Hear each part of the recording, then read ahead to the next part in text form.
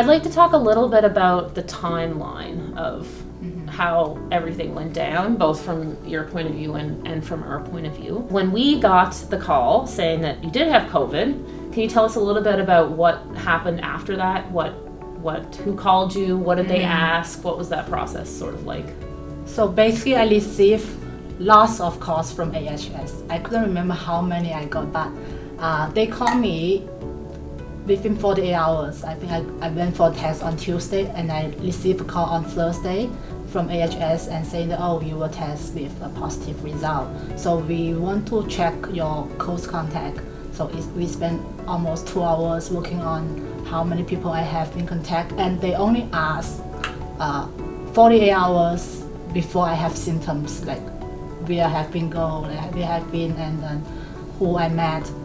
So for this point, so we spent almost 2 hours for that, and then they kind of keep calling me after, like in the week, to see, oh, we have to ensure that you know how to isolate at home, how your family isolates at home. So they call me and they kept calling me, I brief at least 3 people call me to ensure that we know all the process. Like they say, oh, you have to isolate at home by your own, with a separate bathroom, separate room, not sharing all the food with your parents, not your family. And so they have very clear instruction for me. I have to isolate it for 10 days since I have symptoms, and my family have to isolate it for 14 days since they contact with me. Let's talk a little bit about that time period. So 10 days from symptoms was the AHS recommendation. Yeah. But it was you were home for a month, so it was much longer. And I know part of that was because the symptoms changed and evolved as your illness progressed. And I know from our conversations before now that part of that was you wanted to be really confident that you were healthy before you coming back to work. And of course, from our point of view, we obviously wanted that too. Tell me about a little bit about when you were getting ready to come back to work. What did AHS recommend and what did you actually do? Like after 3 weeks, AH called me and said, oh, are you comfortable to end your isolation? At that time I said no, because I was still coughing. And then they said, okay, we're gonna call you maybe 3 days later or a week later. So a week later they called me again and said, oh, how are you feeling now? I said, oh, I feel much better. I didn't cough at all. I think I'm comfortable to go outside.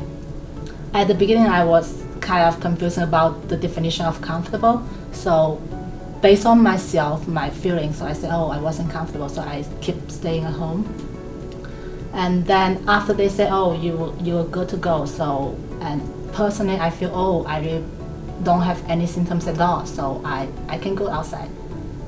And it makes me more comfortable to go outside without any symptoms. If I am still coughing, I don't want to go outside because I don't know whether I'm still contagious to others, like for parents, for my family, because they are like small, and my little son's small, and my parents are old, right? So I just want to ensure that I am totally okay before I go out.